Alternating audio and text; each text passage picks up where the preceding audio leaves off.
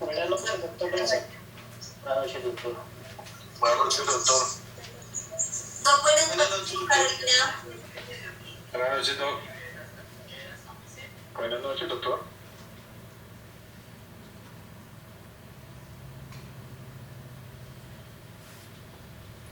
Hola, Doc, buenas noches.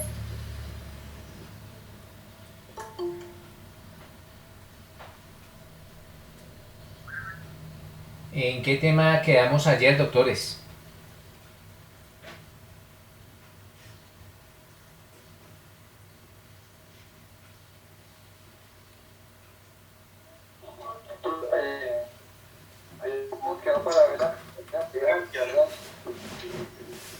La flagrancia, ¿sí?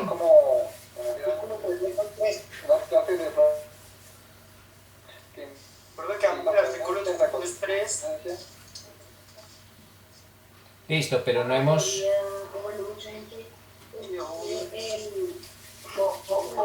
Flagrancia hoy. Listo, perfecto. Listo, mis doctores. Pues otra de las formas en que se puede materializar la captura de una persona es lo que la ley conoce como flagrancia, consagrada en el artículo 301 del Código de Procedimiento Penal y desarrollado en cada uno de sus numerales. Entonces, por favor, alguien que me colabore con la lectura de este artículo 301, por favor, del Código de Procedimiento Penal.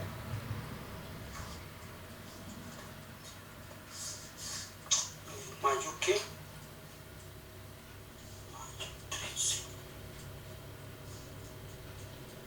Artículo 301, flagrancia. Se entiende que hay flagrancia cuando 1. La persona es sorprendida y aprehendida durante la comisión del delito. 2. Dejemos ahí Aleja.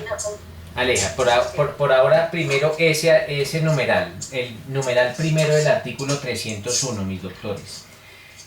Cuando nos habla este artículo 301 en su numeral primero que debe existir algún sorprendimiento de la persona y aprendimiento también durante la comisión del delito, pues tiene que existir una actualidad o una concomitancia entre el sorprendimiento y la aprehensión. Esto es, el sorprendimiento y la aprehensión se tienen que realizar al mismo tiempo.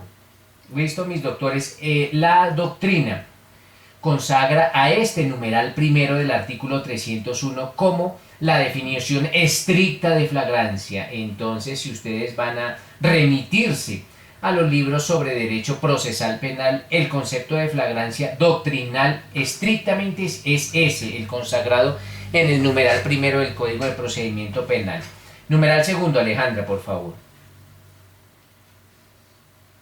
Segundo, la persona es sorprendida o individualizada durante la comisión del delito y aprehendida inmediatamente después por persecución o cuando fuere señalado por la víctima u otra persona como autor o cómplice del delito inmediatamente después de su perpetración.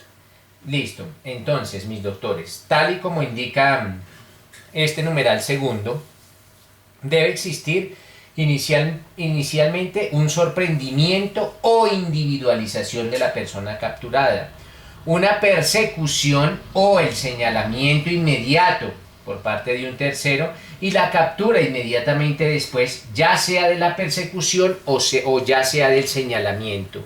La doctrina conoce a esta forma de flagrancia del numeral segundo, doctores, como la cuasi flagrancia. Entonces, cuando exista el sorprendimiento o individualización, la persecución o señalamiento inmediato y esta captura que se efectúa inmediatamente después de la persecución o el señalamiento, estamos ante la cuasi flagrancia. Tercer numeral, Aleja. Tercero, la persona sorprendida y capturada con objetos, instrumentos o huellas de los cuales aparezca fundadamente que acaba de cometer un delito o de haber participado en él. Listo, mis doctores. Entonces, para que se materialice o para que se presente este tipo de flagrancia, pues necesariamente debe existir el sorprendimiento y captura como primera medida, sorprendimiento y captura. Asimismo, mis doctores, debe existir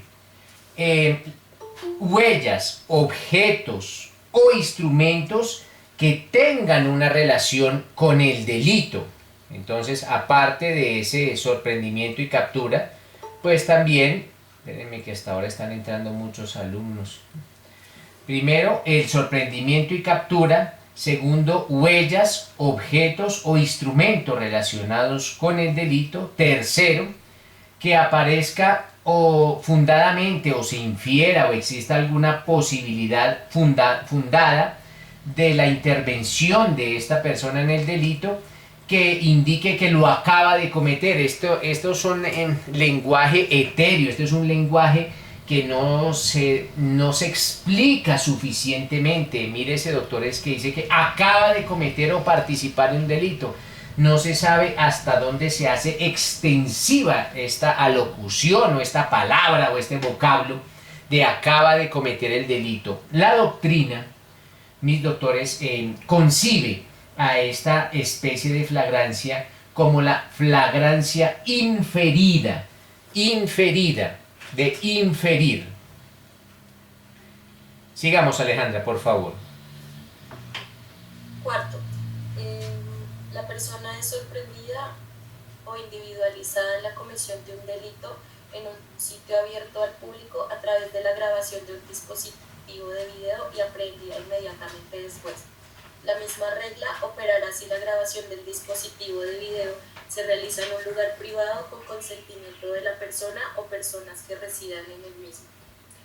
Inicialmente valga decir lo siguiente, mis doctores. La doctrina consagra a esta especie de flagrancia, la del numeral cuarto, inciso primero y segundo del artículo 301, de dos formas. Algunos doctrinantes la conocen como la videoflagrancia y otros como el testigo silente.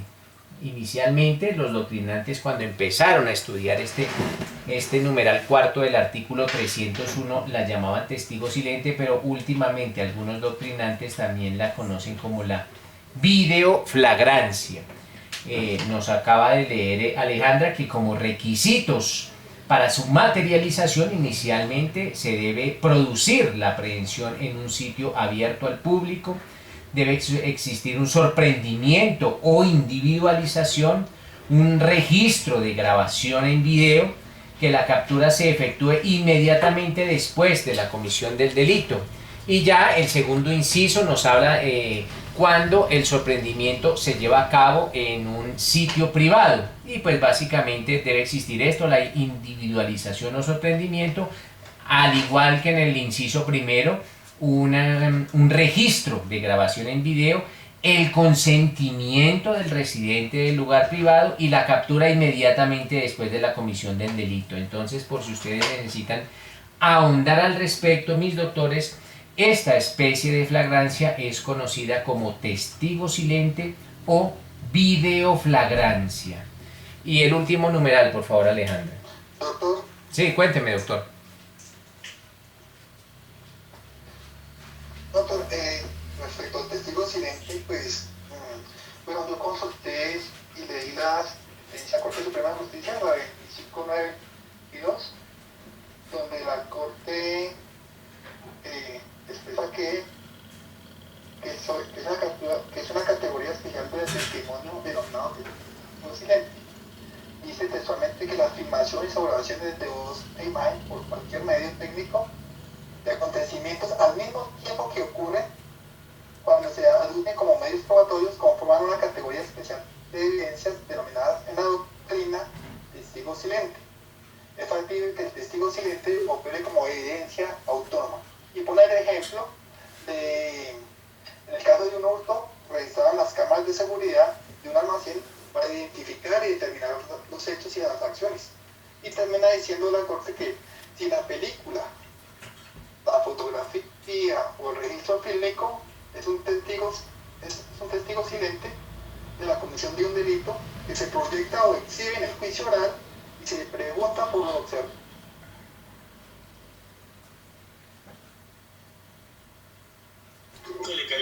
Sí, pero básicamente, sí, ese es un medio de prueba. Vamos a ver con posterioridad que precisamente cuando estemos ahorita en un ratico, cuando estemos conversando sobre las particularidades de la audiencia de legalización de captura en casos de flagrancia, pues es deber de la Fiscalía precisamente acreditar si la captura se produjo, ya sea por testimonio, por testigo silente o por videoflagrancia.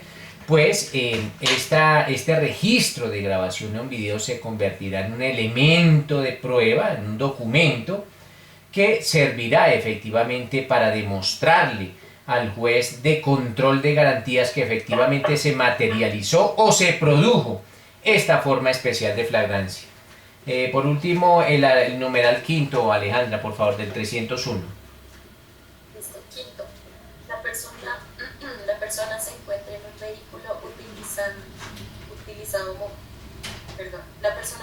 un vehículo utilizado momentos antes para huir del lugar de la comisión del delito, salvo que aparezca fundadamente que el sujeto no tenga conocimiento de la conducta punible.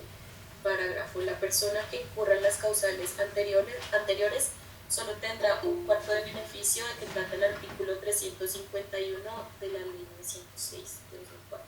Bueno, mis doctores, vamos a hablar precisamente inicialmente sobre el numeral quinto del artículo 301 y algunas características del parágrafo.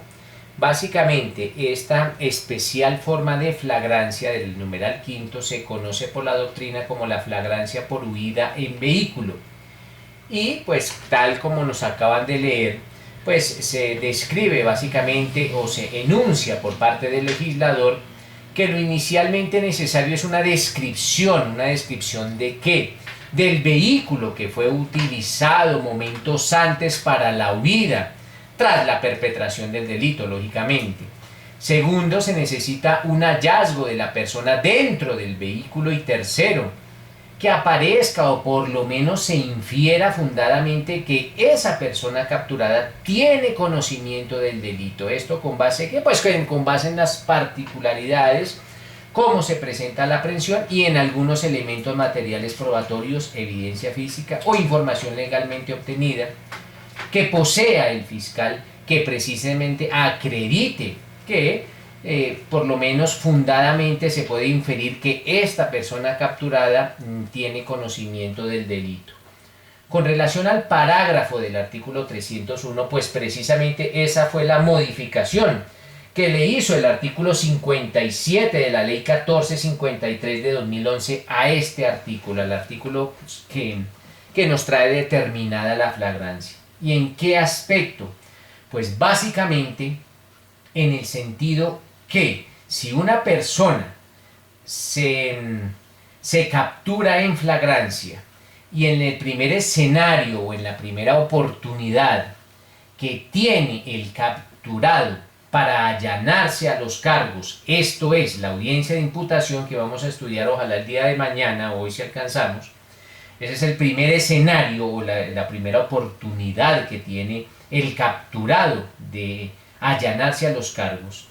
En caso tal que esta persona capturada en flagrancia desee de forma libre, consciente, espontánea y voluntaria aceptar los cargos, ya no va a tener una rebaja consagrada en la ley como premio, como beneficio por haberse allanado o por haber aceptado los cargos ante la primera salida, ante la judicatura. Nótese, mis doctores, que la ley consagra una rebaja hasta del 50%. ¿Cuándo? Cuando el capturado se allana a los cargos en esta primera oportunidad.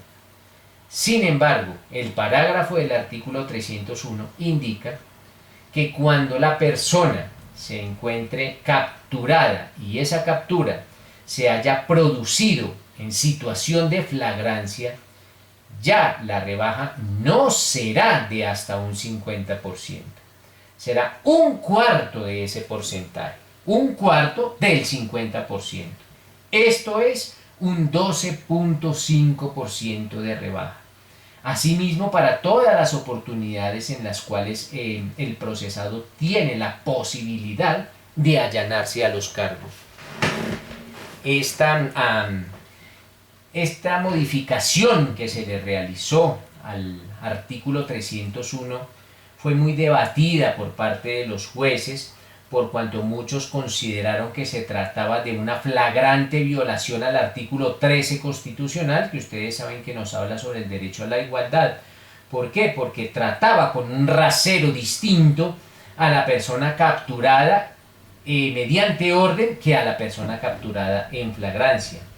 Nótese, en un determinado caso, en un caso hipotético, mis doctores, que dos personas cometen un delito, están cometiendo el delito, se encuentran cometiendo el delito dos personas, lo que ustedes conocen como una coautoría impropia en el sentido que existe división del trabajo criminal, una importancia del aporte, un aporte esencial y un codominio funcional del hecho criminal. Es bueno que vuelvan a leer esta sentencia 29221 de la Corte Suprema de Justicia, que trae consagrados estos conceptos de autoría, coautoría, complicidad, determinación, interviniente, autoría mediata en grupos organizados de poder, y todavía está muy vigente la sentencia 29221. Pero al caso viene a lo siguiente: dos personas son sorprendidas cuando cometen un delito, en el momento en que se encuentran en la comisión del delito, por un policía. El policía los sorprende y las dos personas huyen.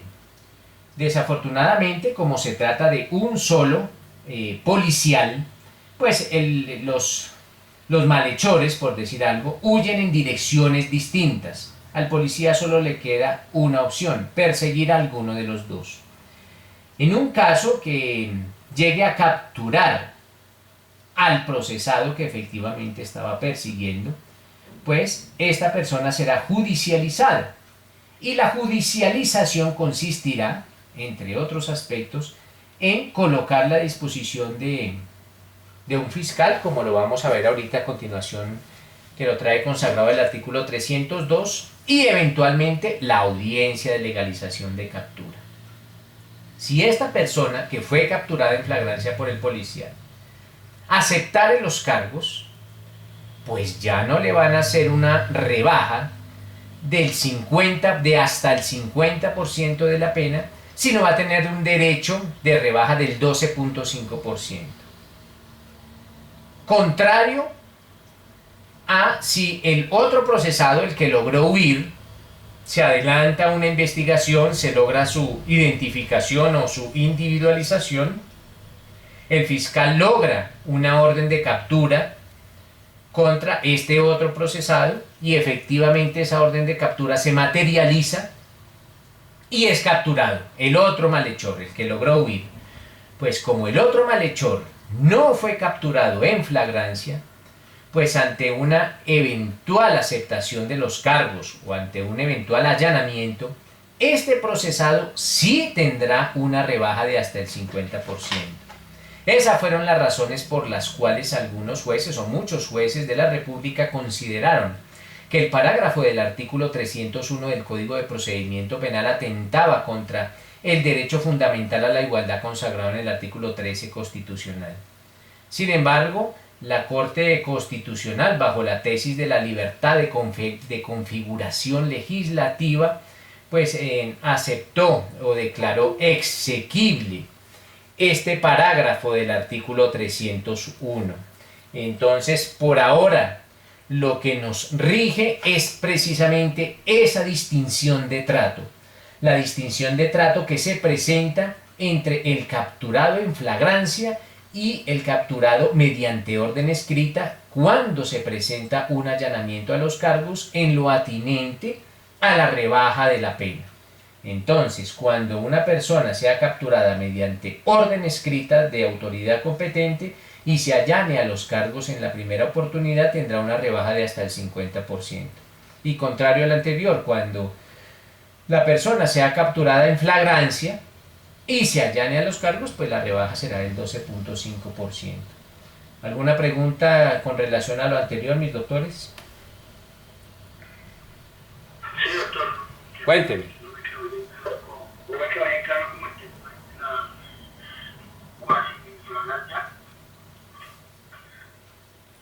Bueno, la cuasiflagrancia, mi doctor, sí, la cuasiflagrancia está consagrada en el numeral segundo del artículo 301 del Código Penal y básicamente indica lo siguiente, que debe existir un sorprendimiento o individualización de la persona cuando está cometiendo el delito. Tiene que ser señalada de inmediato por un tercero y existir también una persecución, y que la persecución se efectúe después, que la captura, mejor dicho, que la captura se efectúe inmediatamente después de la persecución o del señalamiento. Entonces, allá hay una persona que acaba de robar a una persona, la están señalando y la capturan. Nótese que acaba de robarla, ya no es capturada cuando estaba cometiendo el delito, sino que inmediatamente existe un señalamiento. O la persona es sorprendida cometiendo el delito y huye y es perseguida, es lo que se denomina la persecución. E inmediatamente después de que cesa la persecución se presenta la aprehensión de la persona. Esa es la flagrancia, la cuasiflagrancia. O sea, no es directamente al momento del delito, sino como es el chamulló y el lo captura. Claro, cuando es directamente se presenta el numeral primero del 301. Sí, el número, que la persona sorprendía y aprendía durante la comisión del delito. Ya entonces es la cualificación. Sí. Listo, mis doctores. Por favor, cuando se presenta una captura en situación de flagrancia, pues la misma ley también consagra un procedimiento. Entonces, Alejandra, si todavía está, por favor, que me lea el inciso primero del artículo 302. Doctor, disculpe una pregunta, si es posible antes de continuar. Dígame, doctor. Se me generó una duda. Usted que es más leído que nosotros y sé que no soy el primero que se hace esta pregunta, ¿por qué se estimula la huida del delincuente? Pues, doctor, vine que básicamente pues la tesis de los jueces de control de garantías en el sentido de, primero, que se otorgaba un trato distinto al capturado en flagrancia que al que era capturado con orden escrita. Pues una de las tesis era precisamente esa, por las cuales se declaró inconstitucional. Otra de las tesis era que, ojo, que el legislador casi que le está mandando un mensaje a los delincuentes, y me disculpan con la expresión, que no vaya a ser tan pendejo de dejarse capturar en flagrancia, porque de ser así, pues eventualmente al existir un posible allanamiento a los cargos, pues la rebaja va a ser menor. Y muchos, antes de que la Corte Constitucional se pronunciara en el sentido de declarar exequible esta modificación del artículo 301, pues muchos jueces de la República, acudiendo precisamente a estas teorías o a estas interpretaciones de la ley, pues aplicaban la figura que ustedes conocen como la excepción de inconstitucionalidad, y para ese único fin no determinaban que esta figura era completamente alejada de la Constitución. De hecho, más o menos fueron unos 400 jueces de la República los que tomaron esa determinación de considerar a este parágrafo como inconstitucional. Pues sin embargo, lo que dice el doctor en la pregunta es completamente cierto, se está estimulando a los delincuentes para que huyan, y en caso tal de que sean sorprendidos, pues la rebaja va a ser mayor. Sin embargo, la Corte Constitucional, usted sabe bien, mi doctor, que ellos no son penalistas, o si será penalista uno, no solo serán dos, y pues consideraron que pues el Estado tenía la facultad de declarar un trato distinto o inigual a las personas condenadas o capturadas en flagrancia que las que no, y pues eso quedó así. De pronto ustedes saben que existe la variación de la jurisprudencia, y con posterioridad algunos nuevos magistrados tomen cartas en el asunto y determinen precisamente eso, lo que nos acaba de preguntar el doctor. Profe, buenas noches. Dígame. Otra consulta que me surge. Si una persona está siendo investigada, se emitió una orden de captura en contra de esa persona, hablemos un ejemplo por el delito de porte ilegal de armas de fuego, se genera una diligencia de registro y allanamiento. En la diligencia de registro y allanamiento efectivamente se le halla en su poder un arma de fuego, se determina que la persona efectivamente no tiene el permiso para portar el arma de fuego. En ese entendido, al momento que la persona se allanara antes de la audiencia de acusación, por favorabilidad le podrían aplicar el 50% si fue capturado por el delito por orden judicial, pero a sabiendas que también le fue encontrada situación de flagrancia al momento de materializar el requerimiento. Bueno, pero explíqueme mejor, Pedro, de qué me está hablando de favorabilidad. Es que yo no le entiendo lo de la favorabilidad. No, Frente a la favorabilidad que le, digamos, frente a ese procesado, porque inicialmente la orden, el requerimiento judicial de él habría salido por el delito de porte ilegal de armas de fuego. En ese entendido, profe, se genera, digamos, una diligencia de registro de allanamiento. Capturan a esa persona en cumplimiento de esa orden, pero resulta que dentro del registro también le haya un arma de fuego, a sabiendas de que estaba requerido por el delito de porte ilegal de armas por orden judicial, y al igual en el requerimiento se encontró una situación de que también estaba portando el arma de fuego. Entonces, frente a la rebaja, digamos, de penas por allanamiento a cargos antes de la acusación, ¿cuál sería el factor aplicable a esa persona? Bueno, vamos a ver si le entendí. Resulta que un juez de control de garantías libró una orden de captura contra una persona por un delito. Sí, señor. Y para materializar la orden de captura fue necesario practicar un allanamiento. Sí, señor. Se practica el allanamiento y efectivamente al practicarse el mismo se encuentra que la persona está cometiendo otro delito.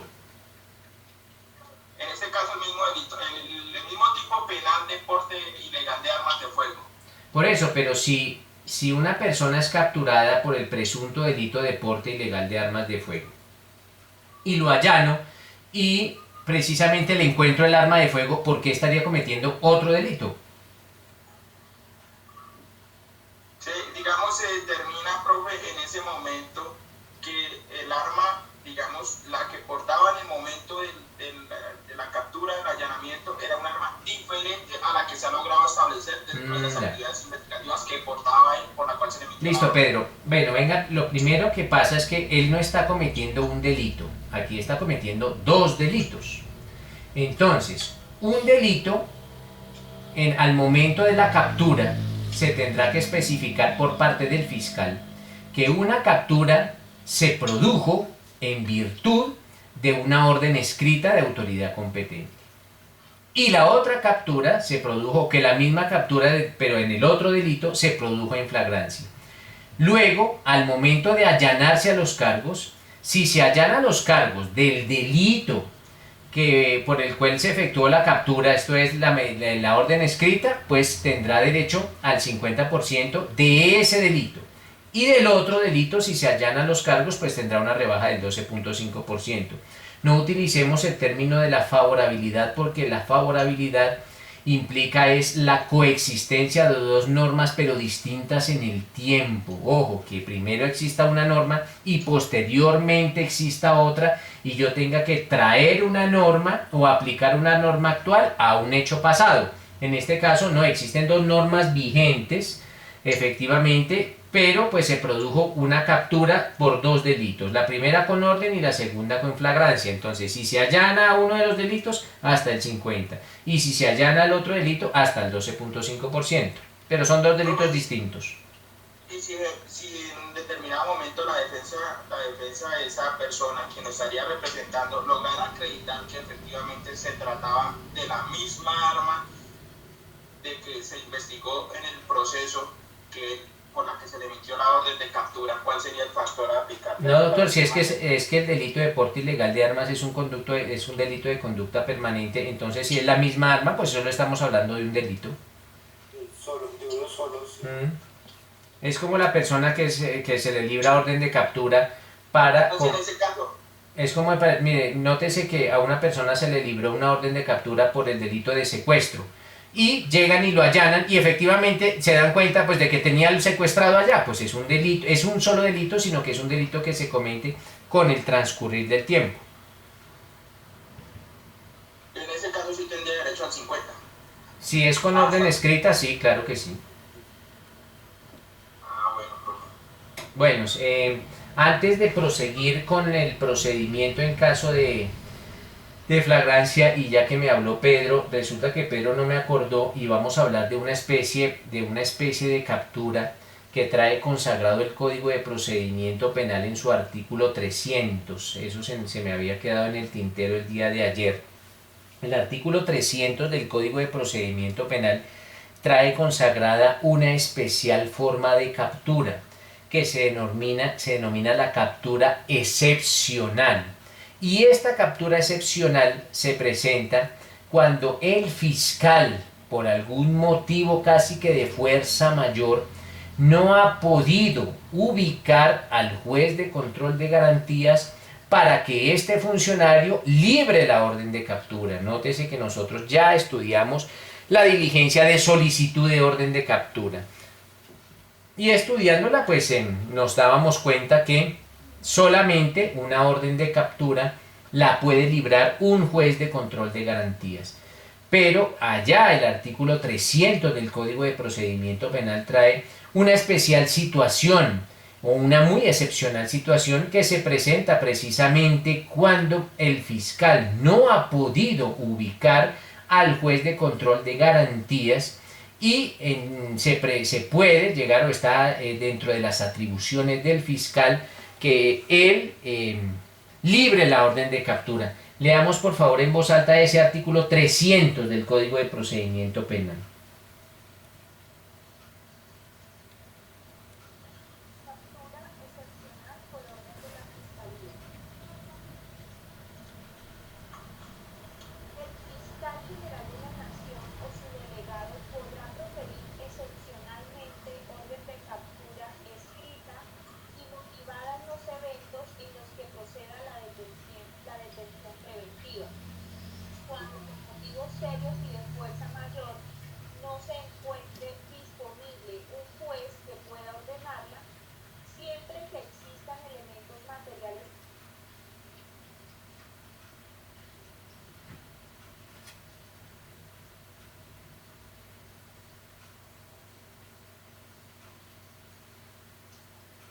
Silenciaste tu micrófono. Creo que se le silenció el micrófono, sí.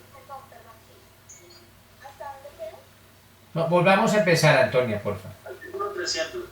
El artículo 300. El fiscal general de la Nación o su delegado podrá proferir excepcionalmente orden de captura escrita y motivada en los eventos en los que proceda la detención preventiva, cuando por motivos serios y de fuerza mayor no se encuentre disponible un juez de control de garantías que pueda ordenarla, siempre que existan elementos materiales probatorios, evidencia física o información que permita inferir razonablemente que el indiciado es autor o partícipe de la conducta investigada y concurra cualquiera de las siguientes causales. Antes de eso, Antonia, en el código que estás leyendo, las palabras por motivos serios y de fuerza mayor fueron declarados inexequibles. Esa partecita, por motivos serios y de fuerza mayor. Asimismo, la palabra disponible.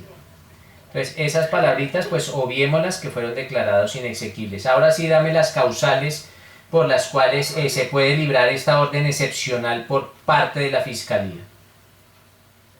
Primero, riesgo inminente de que la persona se oculte, se fugue o se ausente del lugar donde se lleva a cabo la investigación. Segundo, probabilidad fundada de alterar los medios probatorios. Tercero, peligro para la seguridad de la comunidad o de la víctima en cuanto a que si no es realizada la captura, el indiciado realice en contra de ella una conducta punible. La vigencia de esta orden está supeditada a la posibilidad de acceso al juez de control de garantías para obtenerla. Capturada la persona, será puesta a disposición de un juez de control de garantías inmediatamente o a más tardar dentro de las 36 horas siguientes para que efectúe la audiencia de control de legalidad a la orden y a la aprehensión. Listo, mis doctores. Entonces, nótese que este artículo 300 del Código de Procedimiento Penal consagra una muy excepcional forma de captura, y esto es cuando efectivamente el fiscal no logra ubicar al juez de control de garantías para solicitarle una orden. Entonces el fiscal, primero que se trate de un delito que requiere medida de aseguramiento, por el cual es procedente una medida de aseguramiento, pues libra la orden. Sin embargo, la misma ley también consagra como una obligación de este fiscal a acudir posterior a la captura a donde el juez de control de garantías para así celebrar esta audiencia de legalización de la misma y explicarle las razones por las cuales se hizo uso de la captura excepcional.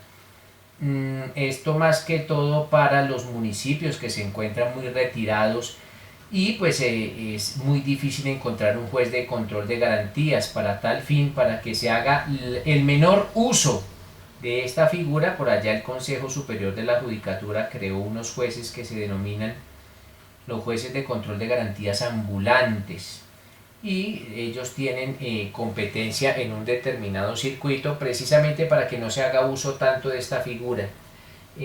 También es importante acotar que cuando regía la Constitución de 1886 y el antiguo Código Nacional de Policía, existía otra clase de captura que se denominaba la captura administrativa, y esta se presentaba también sin orden de la autoridad competente y la efectuaba precisamente algún órgano inherente a las autoridades administrativas, valga decir como un policía. Un policía no es una autoridad penal, sino es una autoridad administrativa. Las únicas autoridades penales pues básicamente son los jueces de la República y los jueces penales. Pero entonces estas autoridades administrativas eventualmente podían llegar a ser capturas. Sin embargo, las diferentes clases de captura ya están consagradas taxativamente en la ley, y con la ley 906 del 2004 no se le dio inclusión a la captura administrativa. Esta figura ya quedó pues derogada, aunque por allá hay algunas voces que todavía la defienden con base por allá en el artículo 28 de la Constitución. Pues la mayoría de juristas y de operadores jurídicos no son de la tesis que exista la captura administrativa. ¿Alguna pregunta con relación a lo que acabamos de indicar, mis doctores?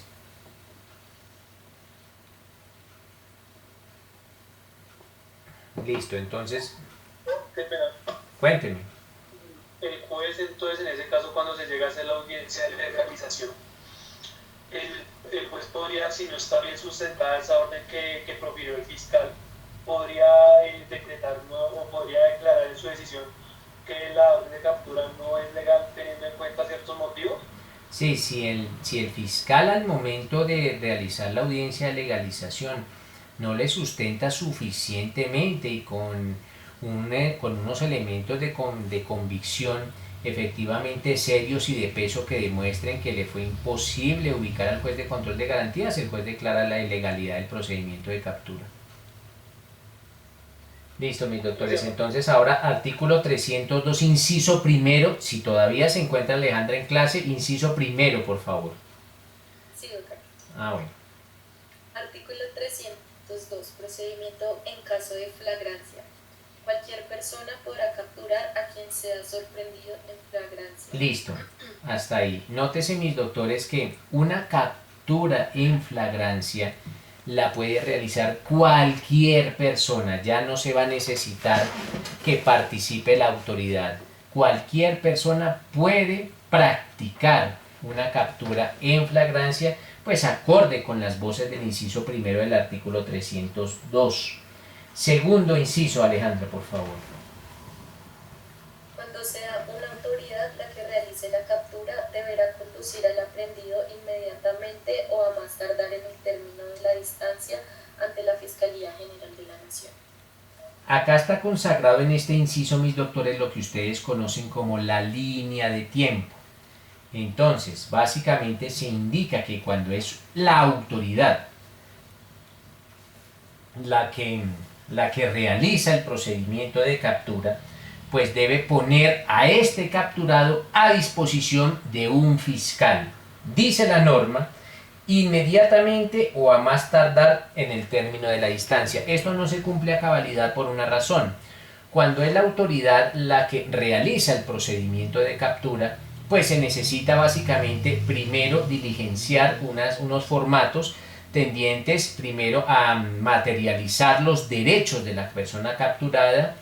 También se necesita, en caso tal de para garantizarle al fiscal que se ha respetado la dignidad humana del capturado, en ocasiones es necesario remitir a esta persona al Instituto Nacional de Medicina Legal para que rinda un concepto técnico pericial, en el sentido que esta persona no fue lesionada en el procedimiento de captura, a menos que el capturado renuncie a este derecho. Y también se necesitará que el agente captor diligencie un formato o rinda un informe especificando las circunstancias de tiempo, modo y lugar en las cuales se produjo esta aprehensión en flagrancia.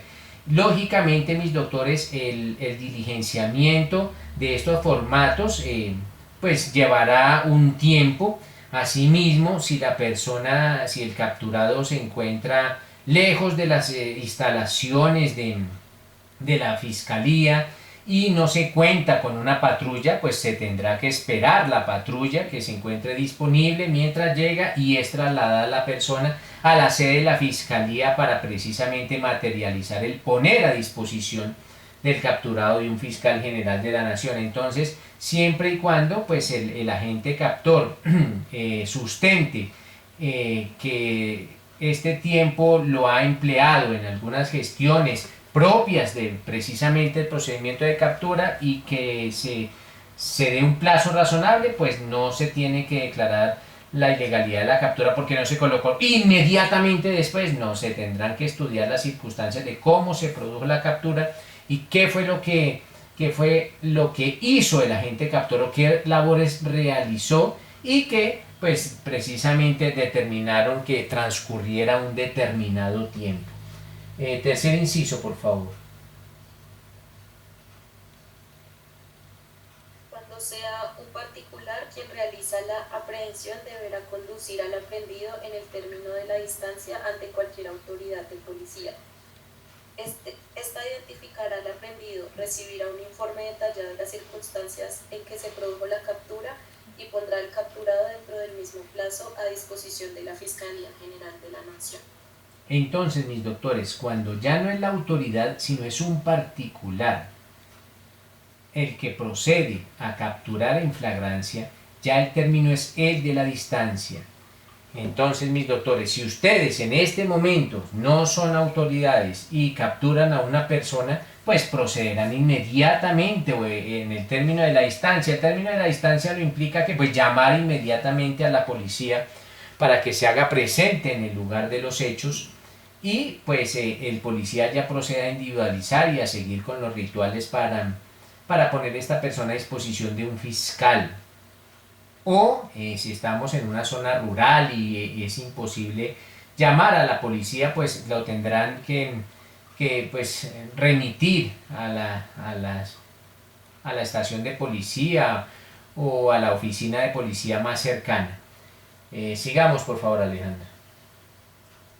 Si de la información suministrada o recogida aparece que el supuesto delito no comporta detención preventiva, el aprehendido capturado será liberado por la Fiscalía, imponiéndosele bajo palabra un compromiso de comparecencia cuando sea necesario.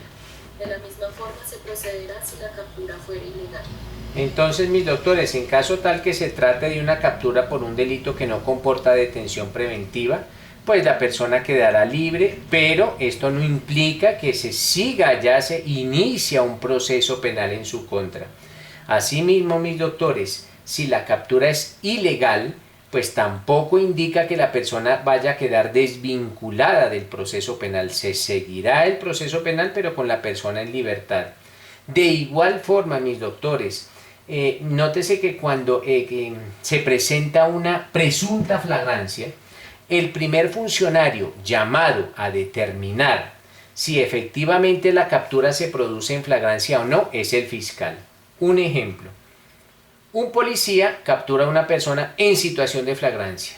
¿Por qué? Porque para el policía se presentaba cualquiera de los numerales consagrados en el artículo 301 y realiza la aprehensión o la captura de esta persona. ¿Quién es el llamado a verificar que efectivamente esa captura que realizó ese policía se efectuó en flagrancia o no? Inicialmente el fiscal. El policía tiene que colocar al aprehendido a disposición de un fiscal. El fiscal escuchará al agente captor y verificará que efectivamente se cumple o no se cumple alguna de las circunstancias consagradas en el artículo 301.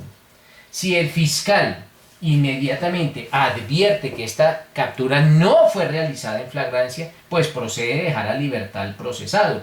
El fiscal no se va a arriesgar a asistir a una audiencia de captura en flagrancia cuando se vislumbra que resulta de bulto que la flagrancia no existió. En estos casos, pues puede llegar a ser hasta con una compulsa de copias en contra del fiscal, una compulsa de copias disciplinarias por una falta a sus deberes y asistir a una audiencia que es completamente absurda. Entonces, el primer funcionario llamado a verificar la existencia o no existencia de la flagrancia es el fiscal. En caso tal que el fiscal determine que efectivamente la captura se produjo en flagrancia, pues acudirá a donde el juez para la audiencia de legalización de captura. ¿Ya no tiene más incisos? Sí, ¿cierto? Sí. Déjame. La Fiscalía General de la Nación, con fundamento en el informe recibido de la autoridad policiva o del particular que realizó la aprehensión, o con base en los elementos materiales probatorios y evidencia física aportados, presentará al aprehendido inmediatamente o a más tardar dentro de las 36 horas siguientes ante el juez de control de garantías para que éste se pronuncie en audiencia preliminar sobre la legalidad de la aprehensión y las solicitudes de la Fiscalía, de la Defensa y del Ministerio Público. Parágrafo. En todos los casos de captura, la Policía Judicial inmediatamente procederá a la plena identificación y registro del aprehendido, de acuerdo con lo previsto en el artículo 128 de este Código, con el propósito de constatar capturas anteriores, procesos en curso y antecedentes. Listo, mis doctores. Entonces, tomémonos un tintico y en 10 minutos volvemos y vamos a estudiar ya la dinámica o qué es lo que sucede en una audiencia de legalización de captura en flagrancia, cuál es la carga argumentativa de la Fiscalía, cuál es la carga argumentativa del defensor y cuál es la decisión que debe tomar el juez. ¿Les parece, mis doctores? 10 minutos y ya nos vemos.